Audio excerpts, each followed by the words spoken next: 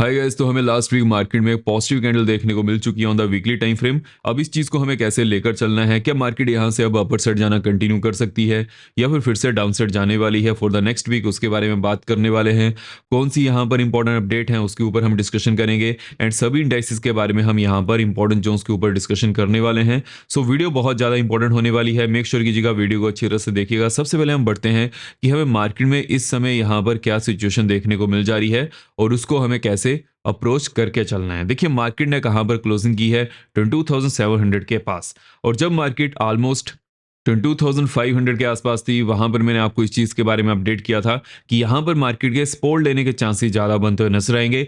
लेकिन इस चीज के बारे में भी मैंने आपको यहां पर चिताया था कि इसका मतलब ये नहीं है कि मार्केट एकदम से रिवर्सल की तरफ जाते हुए नजर आएगी।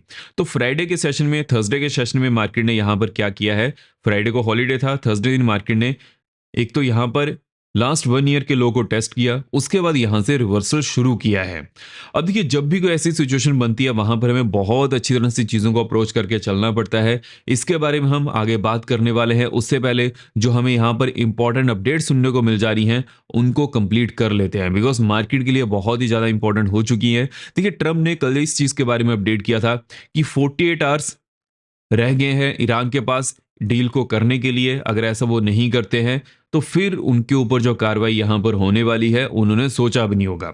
अब जैसे ही इस चीज के बारे में अपडेट किया गया, ट्रंप यहां पर 48 आवर्स भी नहीं रुके हैं और जो यूएस की आर्मी है, प्लेन्स हैं, वो वहां पर जाना शुरू कर दिए थे। उसके बारे में हम आगे बात करने वाले हैं। लेकिन इसके बेसिस पर अगर हम यहाँ पर मार्केट की सिचुएशन की तरफ बढ़े तो मार्केट की सिचुएशन अभी के लिए ऐसी नहीं है कि एकदम से हमें रिवर्सल यहाँ पर मिलते हुए नजर आएगा। हाँ, मार्केट यहाँ पर सस्टेन करने की कोशिश कर सकती है, लेकिन जैसे कि अगर ऐसे ही ये चीज बढ़ती जाएगी उस समय जो क्रूड ऑयल है फिर से बढ़ना शुरू कर देगा। अगर हम डोमेस्टिक मार्केट की बात करें, डोमेस्टिक मार्केट इंडियन मार्केट के लिए क्रूड ऑयल बहुत ही ज्यादा इंपॉर्टेंट है। अगर उसका प्राइस बढ़ता है तो हमारी मार्केट के लिए वो काइंड ऑफ अ नेगेटिव बन जाता है। लेकिन अगर हम यहाँ पर ट्रम्प की बात करें, देखिए ट्रम्प आए दिन कुछ ना कुछ कहते हैं। कभी वो ऐसा कहते हैं कि ईरान के साथ उनकी डिस्कशन चल रही है, कभी वो ऐसा कहते हैं कि कोई भी डिस्कशन नहीं है। और सेम ही चीज हमें ईरान की तरफ से भी सुनने को मिल जाती है।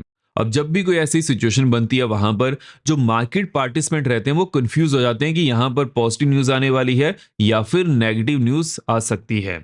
और इसी के कारण ही जहां पर मार्केट ने अभी के लिए क्लोजिंग की है वहां पर मार्केट के सपोर्ट लेने के चांसेस ज्यादा बनते हुए नजर आ रहे हैं और साथ ही साथ एक रेंज में मूव करने के चांसेस भी हमें देखने को मिल सकते हैं जब तक ट्रम्प की तरफ से या फिर ईरान की तरफ से कुछ पॉजिटिव न्यूज नहीं आती है। अगर हम यहाँ पर लेटेस्ट अपडेट की बात करें, ईरान ने इस चीज के बारे में अपडेट किया है कि उन्होंने यूएस के C-130 और 2 ब्लैक हॉक्स को गिराया है।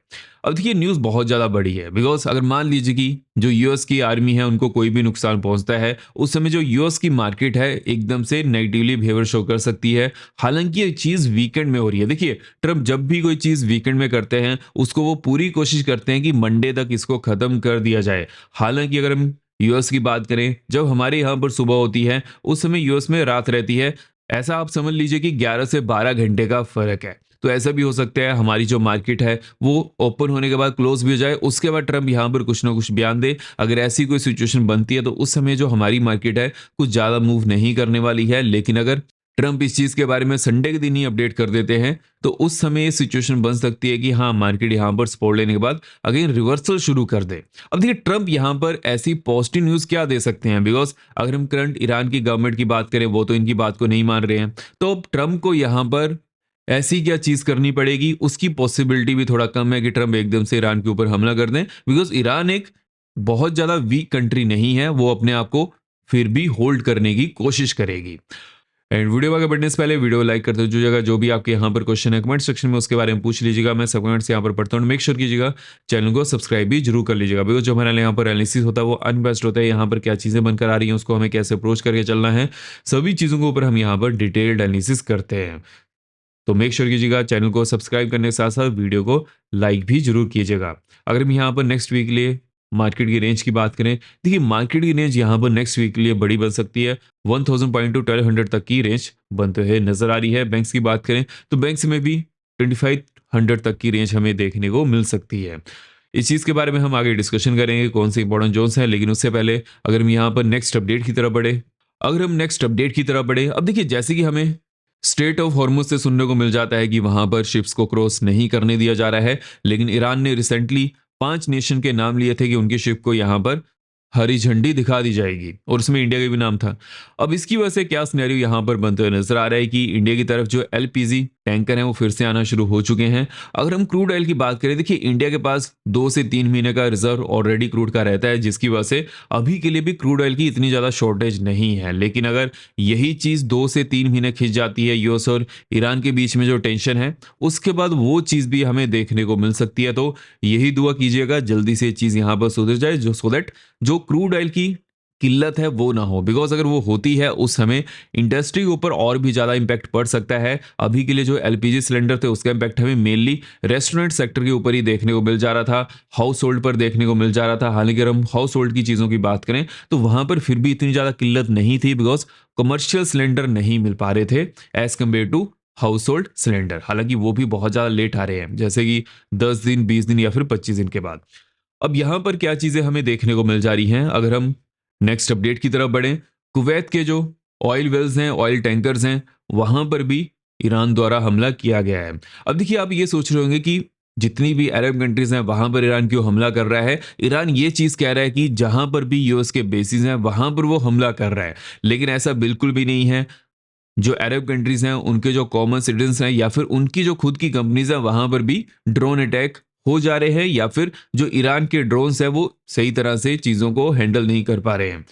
अब यहाँ पर हमें किस चीज़ के ऊपर फोकस करना है कि अगर ऐसे ही चलता रहेगा उस समय जितनी भी अरब कंट्रीज हैं ईरान को सपोर्ट नहीं करेंगी। वैसे ईरान को बहुत ज़्यादा कम कंट्रीज सपोर्ट करती हैं, सऊदी अरेबिया के साथ अच्छे नोट पर नहीं है।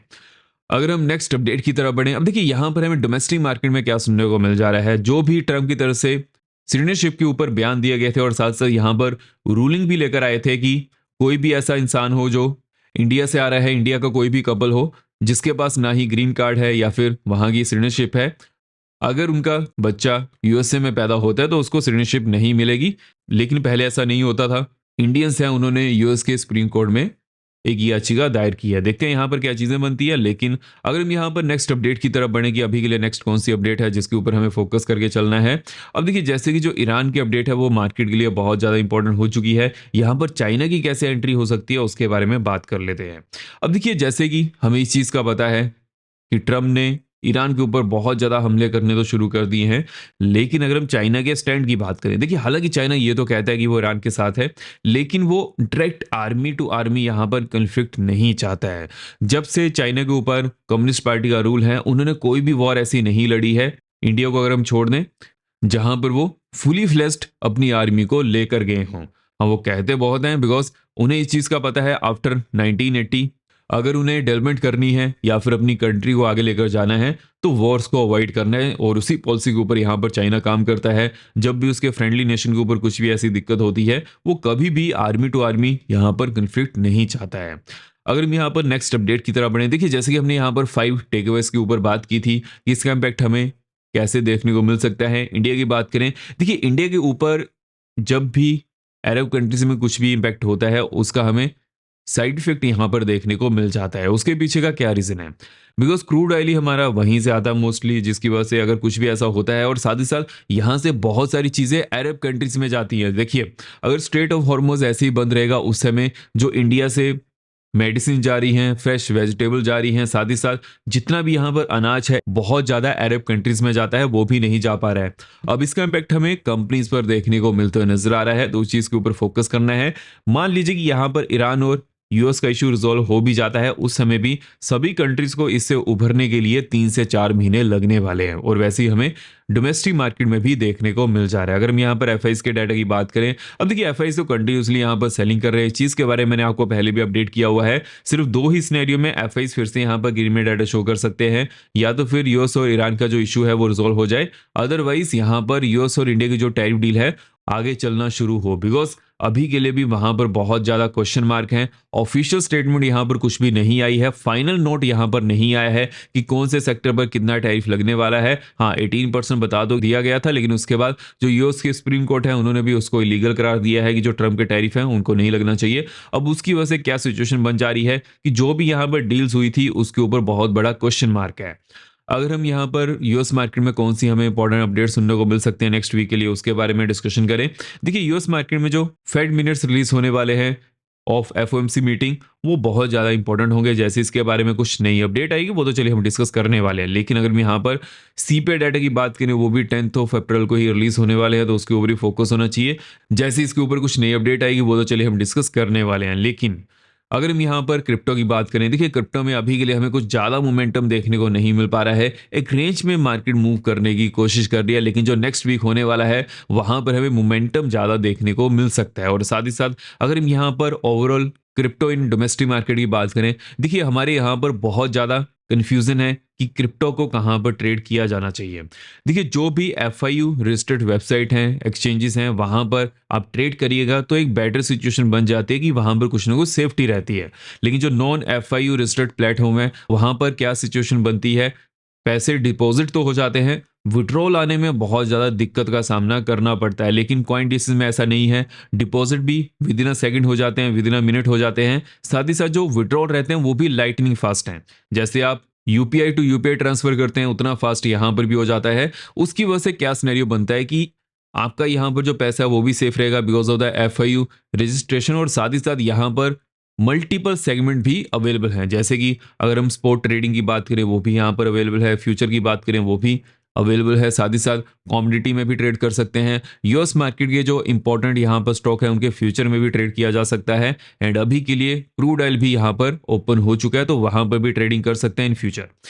तो ये जो सभी चीज़ें हैं, साथ ही साथ अगर हम क्रिप्टो ऑप्शन की बात करें तो उसमें भी ट्रेडिंग कर सकते हैं। तो सभी ऑप्शन यहाँ पर दिए जाते हैं और उसका फ़ायदा उठा सकते हैं। डिस्क्रिप्शन बॉक्स में लिंक दिया हुआ है, वहाँ से चेकआउट कर लीजिएगा। देखिए मार्केट ने कहाँ पर क्लोजिंग दी है 22,700 के आसपास। जैसे ही हम डेली टाइम फ्रेम की तरफ बढ़ते हैं तो वहाँ पर हमें क्या चीज़ देखने को मिल जा रही है कि अच्छी खासी ग्रीन कैंडल यहाँ पर बनी है, लेकिन उससे पहले रेड कैंडल भी बहुत ज़्यादा है। तो मान लीजिए कि मार्केट ने जहाँ पर क्लोजिंग की है उसके नीचे अगर मार्केट ओपन करती है उसके बाद हमें देखना पड़ेगा कि यहाँ पर क्या सिचुएशन हमें लेकर चलनी है, कौन सी जोन्स के ऊपर फोकस करना है। लेट्स से कि मार्केट 700 के नीचे ही ओपन करती है, उसके बाद जैसे ही मार्केट 800 के ऊपर on the daily time frame close कर जाती है, नेक्स्ट जोन यहाँ पर 23,100 की बनने वाली है। उसके बाद नेक्स्ट जोन यहाँ पर 450 तक की देखने को मिल सकती है। हालांकि यहाँ पर एक अच्छी खासी रेजिस्टेंस जो प्रेजेंट है, जब भी मार्केट जोन के आसपास आएगी फिर से हम इसको एनालाइज करने वाले हैं। अगर हम लोअर एंड की बात करें, देखिए जब तक मार्केट 22,500 के नीचे on the daily time frame close नहीं करती है उस समय तक के लिए मार्केट के यहाँ पर सपोर्ट लेने के चांसेस ज़्यादा बनते हुए नजर आएंगे। अगर ऐसा मार्केट नहीं करती on the daily time frame 500 के नीचे क्लोज करती है उसके बाद नेक्स्ट यहाँ पर 200 की होने वाली है। हालांकि इसके नीचे मैं कुछ ज़्यादा देखकर नहीं चल रहा हूँ, लेकिन अगर 200 के नीचे on the daily time frame market close भी करती है फिर जो ये 22,000 की जोन है इसको टेस्ट करने की पॉसिबिलिटी तो बन सकती है। लेकिन अगेन यहाँ पर एक बहुत बड़ी सपोर्ट जोन है, जैसे कि मैंने आपको इस चीज़ के बारे में अपडेट किया था कि मार्केट के रेंज बाउंड होने के ज़्यादा चांसेस हैं एज कम्पेयर टू यहाँ पर कुछ क्लियर कट हमें सिचुएशन बनते हुए नजर आए। जब तक ट्रंप की तरफ से कुछ भी यहाँ पर पॉजिटिव बयान नहीं आता है या फिर ईरान की तरफ से पॉजिटिव बयान नहीं आता है, बिकॉज ट्रंप तो कहने को कुछ भी कह देते हैं और ऐसा होता भी नहीं है। लेकिन अगर ईरान की तरफ से कुछ भी हमें यहाँ पॉजिटिव या फिर नेगेटिव न्यूज़ सुनने को मिलती है उसका इम्पैक्ट हमें यहाँ पर मार्केट पर देखने को मिल सकता है। देखिए हालांकि मार्केट ने यहाँ पर पॉजिटिव में क्लोजिंग की ही थी, थर्सडे दिन मार्केट अच्छा खासा मूव करते हुए नजर आई थी। लेकिन अगर हम यहाँ पर विक्स की बात करें तो विक्स ने फिर भी पॉजिटिव में क्लोजिंग दिया, विच मीन्स कि यहाँ पर मार्केट में अभी के लिए भी फियर प्रेजेंट है, तो उस चीज़ के ऊपर ही फोकस करके चलना है। अगर हम यहाँ पर बैंक्स की बात करेंगे, बैंक्स में कौन सी इंपॉर्टेंट जोन्स है वहां पर हमें कैसे उसको अप्रोच करके चलना है। देखिए अगर 51,800 के ऊपर on the daily time frame market close कर जाती है, नेक्स्ट जोन यहाँ पर 52,500 की होने वाली है। उसके बाद नेक्स्ट जोन ऑलमोस्ट 53,200 तक की देखने को मिल सकती है। हालांकि यहाँ पर मार्केट के रेजिस्टेंस लेने के चांसेस ज़्यादा बन सकते हैं, लेकिन on the daily time frame market इसके ऊपर भी क्लोज करती है। नेक्स्ट जोन हमें यहाँ पर 54,000 तक की बनते हुए नजर आ रही है। लोअर एंड की बात कर लेते हैं।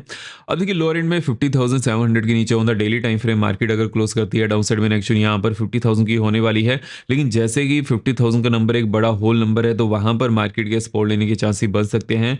लेकिन अगर ऐसा नहीं होता है उसके बाद हम फिर से इसको उसी समय ही एनालाइज करेंगे। अभी के लिए सिर्फ इस चीज़ के ऊपर फोकस करके चलना है।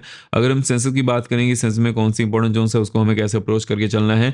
देखिए अगर सेंसेक्स में 73,800 के ऊपर the daily time frame market अगर क्लोज कर जाती है उसके बाद नेक्स्ट यहाँ पर ऑलमोस्ट 74,600 की देखने को मिल सकती है। उसके बाद नेक्स्ट 75,300 की बनते हुए नजर आ रही है। लोअर एंड की बात कर लेते हैं। अब देखिए लोअर एंड में 72,200 के नीचे on the daily time frame market अगर क्लोज कर जाती है, डाउन साइड में नेक्स्ट यहाँ पर 71,500 तक की देखने को मिल सकती है। इसके बाद अगर मार्केट इस जोन के आसपास आएगी, फिर से हम इसको एनालाइज करने वाले हैं। लेकिन अगर हम यहाँ पर मिड कैप की बात करेंगे, मिड कैप में अभी के लिए कौन सी इंपॉर्टेंट जोन्स है, उसको हमें कैसे अप्रोच करके चलना है। देखिए मिड कैप ने कहाँ पर क्लोजिंग की है, मिड कैप ने 12,400 के आसपास क्लोजिंग करते हुए नजर आया है। देखिए as compare to overall market mid cap में हमें यहाँ पर कम ही गिरावट देखने को मिली है, लेकिन जहां पर मिड कैप अभी के लिए पहुंच चुका है वहां पर हमें किस चीज कैसे इसको अप्रोच करके चलना है। देखिए mid cap as compare to other asset class कुछ ज्यादा भी बढ़ते हुए नजर नहीं आता, जिसकी वजह से वो कम ही गिर रहा है, विच मीन्स की यहाँ पर जो हमें लास्ट ईयर से मोमेंटम देखने को मिला था उसको ही मिड कैप यहाँ पर सस्टेन करने की कोशिश कर रहा है। अब यहाँ पर किन जोन्स के ऊपर फोकस करना है, 12,400 के ऊपर on the daily time frame अगर मार्केट क्लोज करती है, नेक्स्ट यहाँ पर 585 की देखने को मिल सकती है। उसके बाद नेक्स्ट ऑलमोस्ट 800 की बनते हुए नजर आ रही है। लोअर एंड की बात कर लेते हैं, अगर लोअर एंड में on the daily time frame market 12,200 के नीचे क्लोज करती है, उसके बाद नेक्स्ट यहाँ पर 12,050 की बनने वाली है एंड उसके बाद 11,900 तक की नेक्स्ट देखने को मिल सकती है। तो इस वीडियो में हमने कौन सी यहाँ पर हमें इंपॉर्टेंट जॉब्स बनते हुए नजर आ रही हैं, उसको हमें कैसे अप्रोच करके चल रहा है, सभी चीज़ों के ऊपर हमने इस वीडियो में डिस्कशन कर ली है। आई होप आपको वीडियो फ्रेंड लगी हो, मेक श्योर वीडियो को लाइक करते जाएगा। अब मिलते हैं नेक्स्ट वीडियो में। जय हिंद।